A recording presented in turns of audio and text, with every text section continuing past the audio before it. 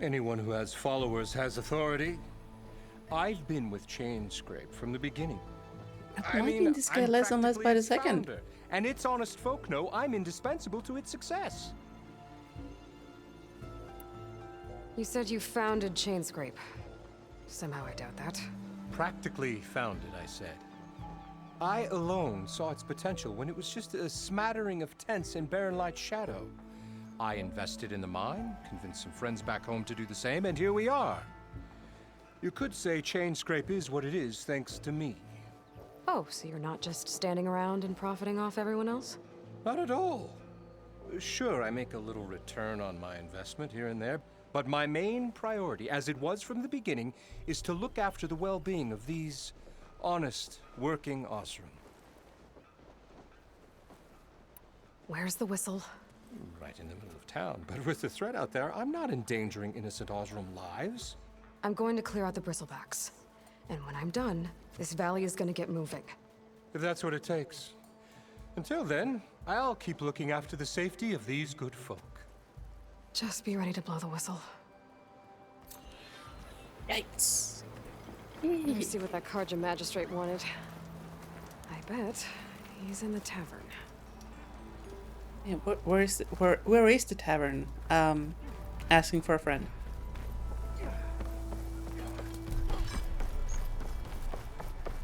Seriously? New Queen's 25 footsteps that away, but it must be behind this building or something because I can't see it. Oh my goodness. Is this it?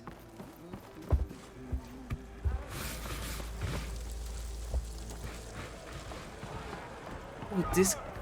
There we go. Tavern detected. Are you a psychosaur? Hey, Milda. Took some of your stew last time I went into the wilds. Kept me going for a week. Felt like I could have put a strider in a sleeper hold. Enjoy it while it lasts. Sounds like you're serving up some impressive provisions here. Not again. You can have the discount too, but you'll have to come back later. I think you have me confused with someone else. Oven didn't send you? No. Oh, my apologies. It's just that his minions won't stop pestering me. Now I've even worn out my special grill. Since I'm in the midst of a crisis, perhaps you could skip to what it is you wanted? Some of your food? Of course.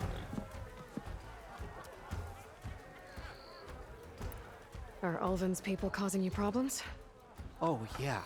They constantly demand my best, but the equipment I need to make my signature dishes isn't built for batch cooking.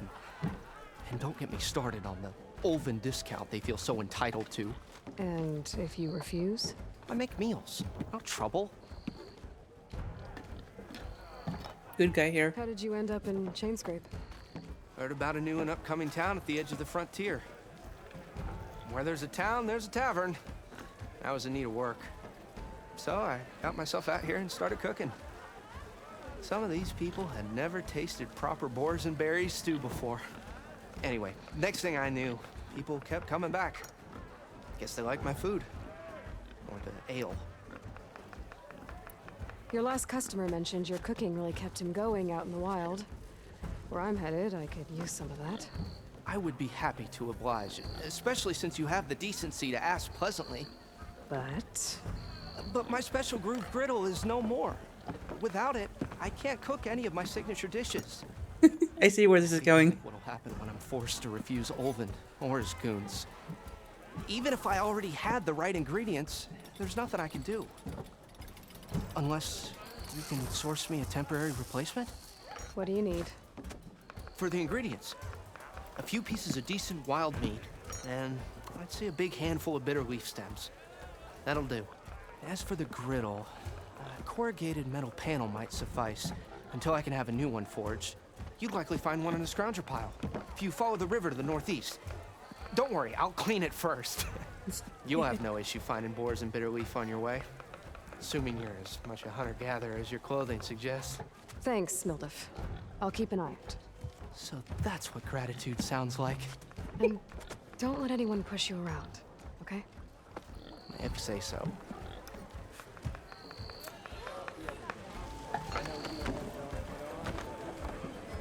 Yeah, chat. That's some life advice for you right there. Don't fluff over your doctor, your mechanic, or your cook. Gotta keep them happy. Otherwise, you might be in some trouble. Who this? Machine strike? Excuse me? To revel in some strike, sister? Let me set the board. I was just passing by. An opportunity for me to gamble away all my shards? Count me in. You got any pieces? No. Well, aren't you in luck then? I got an extra set, a Tanakh original straight out of the Forbidden West. Sit. I'll run you through it in a hot spark. Don't let anybody push you around. Okay, if you say so.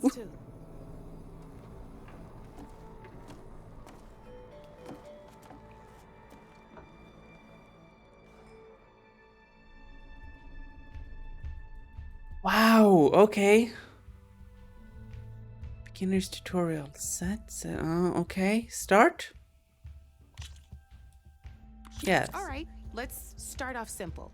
The Tanakh like to say that Machine Strike is a game of pure strategy. We each get a set of pieces. Each piece represents a kind of machine, and each machine is worth a different number of victory points. Okay. And to win the game, you'll need to gain 7 victory points by destroying the opponent's machines. It can be tricky remembering the details of every machine, so we use these notes to keep track of them. You see that number on the top right corner? Yeah? That notes also tell you how far a piece can move, Mine away. how powerful their attacks are, the distance they can strike from, and of course, their health. Okay, that's enough for now. Let's just play. I'll explain the rest as we go. I own the board, so I get to choose who goes first. Oh, is that Since this is your first time, is that how I'll that let you works? go. Usually you get to choose which pieces to set on the board, but this will do for now. Pick up that machine piece to your right, and move it forward. Okay. And remember, each machine can only move a certain distance. Take a look at your notes if you need a reminder. Easy enough, huh? Now, you get to move 2 machines each round.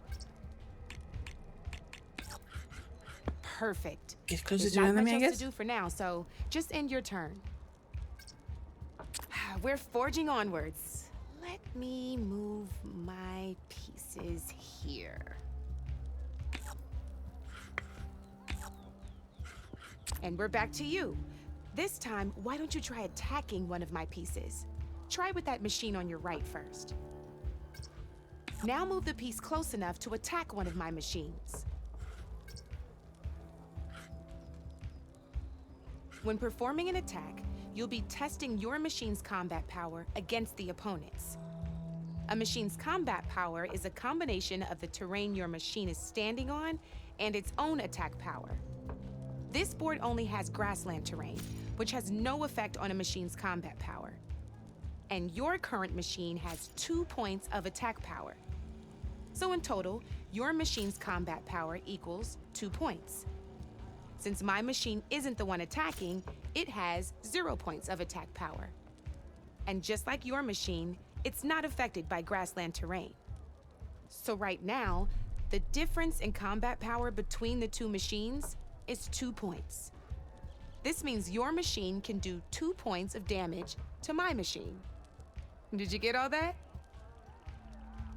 Snack? Knew you were a smart one. Finish Okay. up by attacking my machine. Not pulling any punches, huh? Now grab Racco. that second machine of yours. See how your machine can't move close enough to attack mine? You can make your machine sprint. That lets it move 1 space further. Try it out.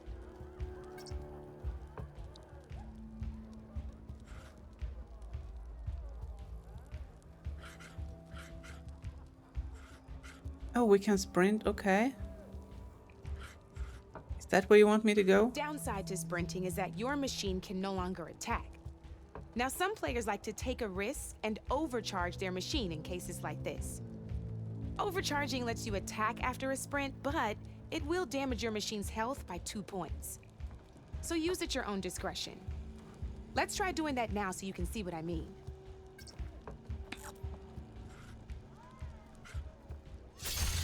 That's about it for your turn then.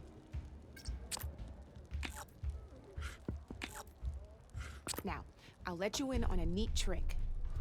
That machine of yours, the one closest to me, grab a hold of it. Same as in the wilds, machines have both armored points and weak points. You can see them marked on the pieces. Oh. Blue shows where their armor is thickest. Hit them there and you'll do some damage, but not a lot. Now, red shows the machine's weak points.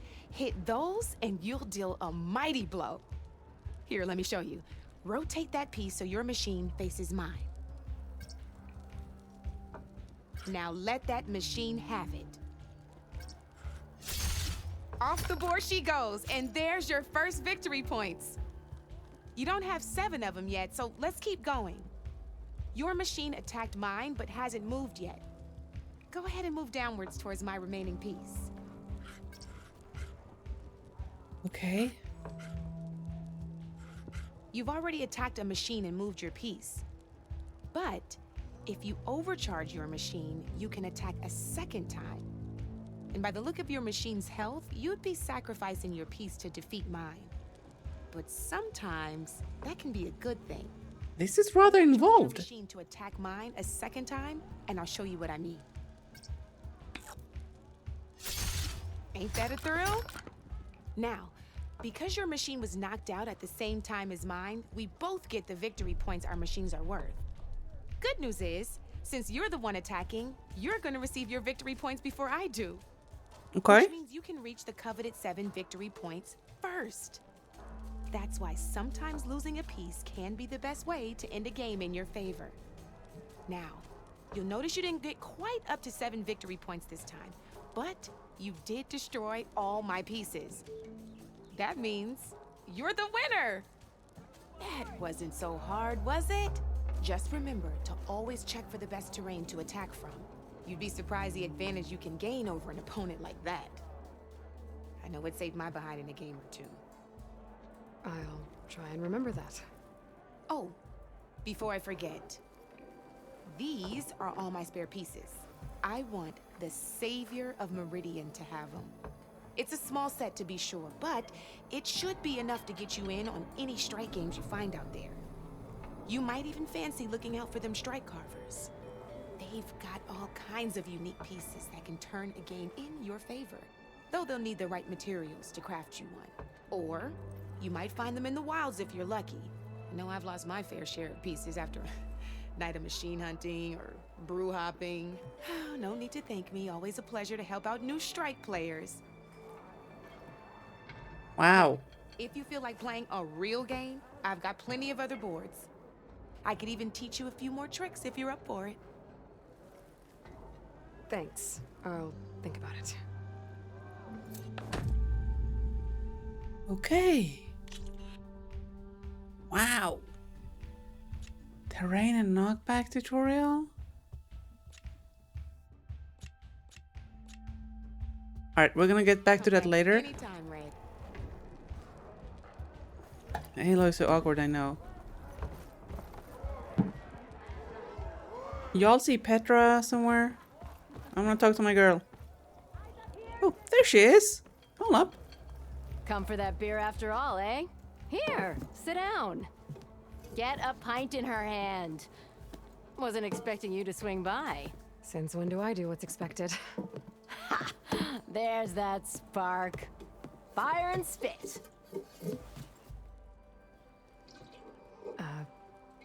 Fire and spit.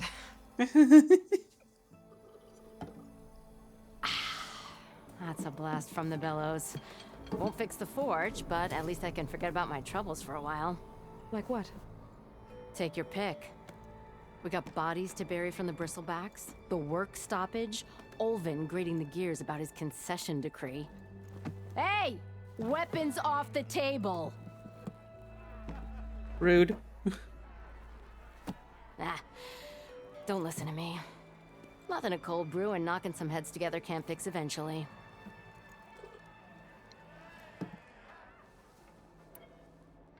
So the bristlebacks and the Daunt.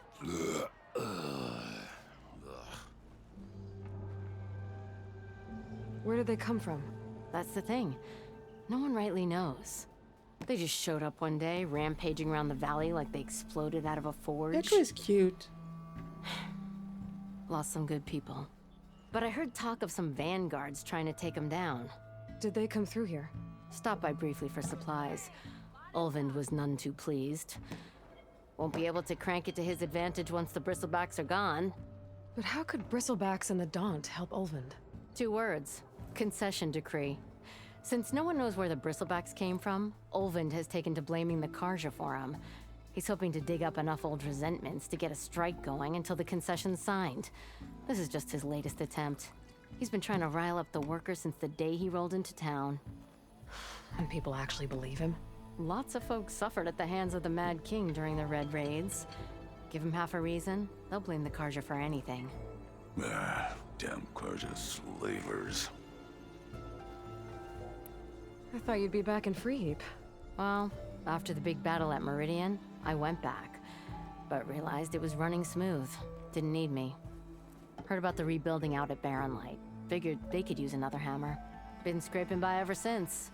You could always leave. And go back east? Nah. I ain't one to leave a lit forge. Besides, someone's gotta be a squeaky wheel for the workers around here. So about Ulvund. Around here, everything's about Ulvund. How'd he end up in charge?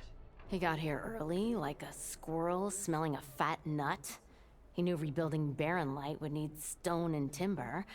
So he jangled purses all over Mainspring, getting investors to front claims on anything in the Daunt that might be worth a damn. Thing is, all the bankers back home know that this is Karja land, and the Sun King can revoke those claims at any time. That's why he's desperate for the magistrate to sign off on a concession decree. This concession decree, what is it exactly? And how would it help Ulvund? It's pig diddle, that's what. A writ that would put all Osram claims in the Daunt under Osram law, even though they're on Karja land. It would mean that any existing ore, stone, and timber claims couldn't be revoked by the Karja. No more risk, no more hesitation for investors back in the claim to pour in the shards and expand their business. And since Ulvund has a stake in all those claims, it would make him richer than a scrapper in a junk heap. Not to mention Chainscrape would become an Osram municipality, so he could buy enough votes to call himself an elderman. He's a sly old badger, I'll give him that. Figures if he keeps up the pressure, eventually the magistrate will sign. Well, I have to be going. Thanks for the drink, Petra. I'm glad I stopped by. Anytime, Flamehair. I like Petra. She's nice. Also, chat, I'm getting like this game is, of course, more of hunting robot dinosaurs, but it's also like kind of feeling more like an RPG, whereas Zero Dawn felt more like an adventure game. If you know what I'm meaning. Petra's more than nice. She's lovely. She is. But you get what I'm trying to say, right? This feels more like a little bit more like an RPG with the crafting and the. I'm guessing there's gonna be a food mechanic. And I don't know, it feels like there's more to the game than there was in the original.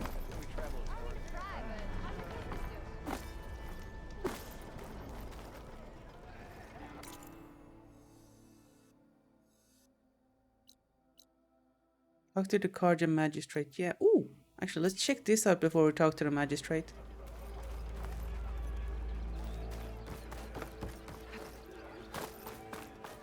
Can we just go back and hang with Petra?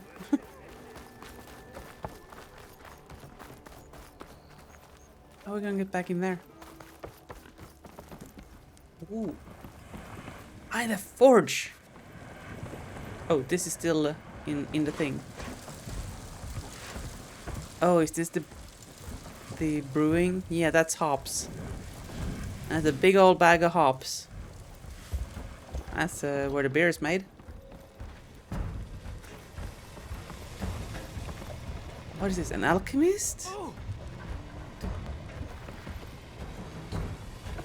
Can we talk? No, not yet? Okay, I guess you'll unlock later. Was that the question mark? Yeah, it was. Alright.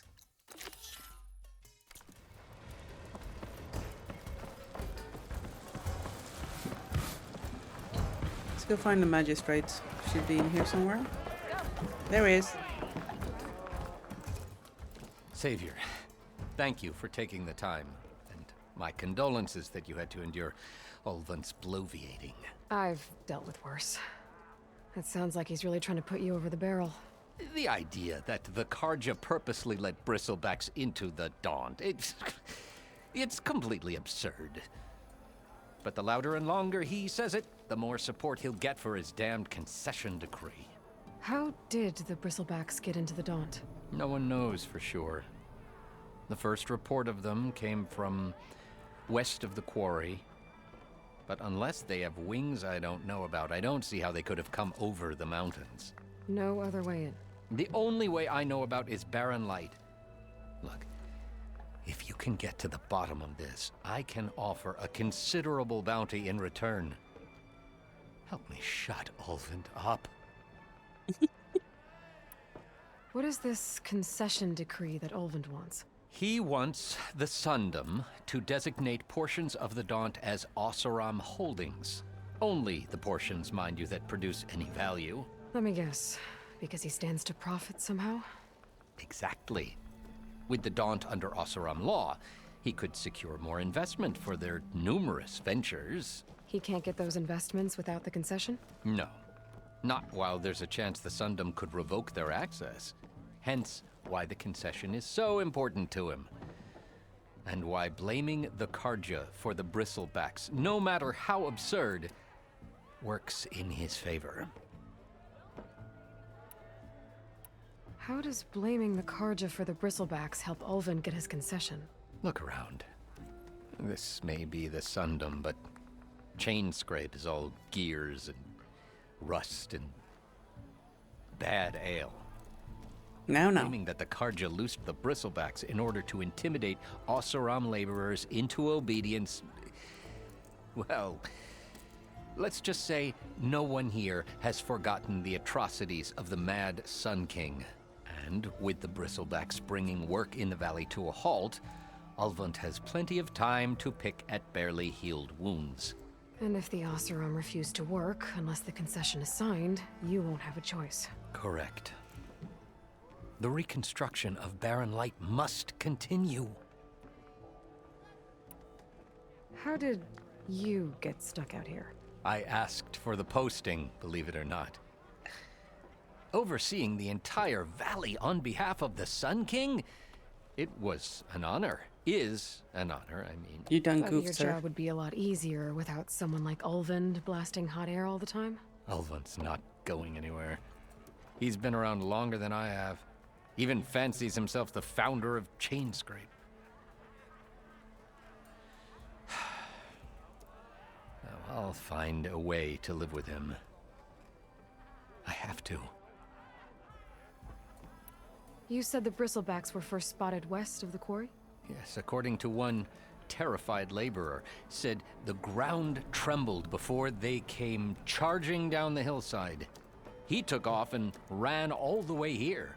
Good place to start looking then.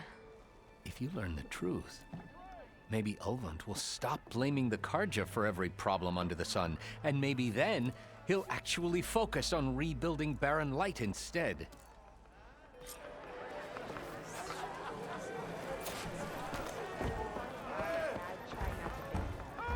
Where's the exit?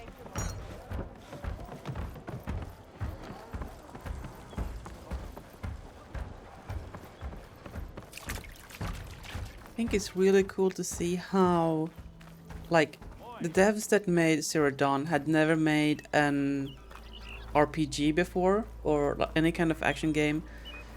They only really made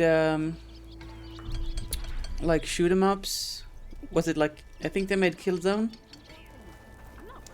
And it's interesting to see how their style has developed a little bit. Obviously they stayed true to what made the game great to begin with, and I am very much in favor of that. I approve of that.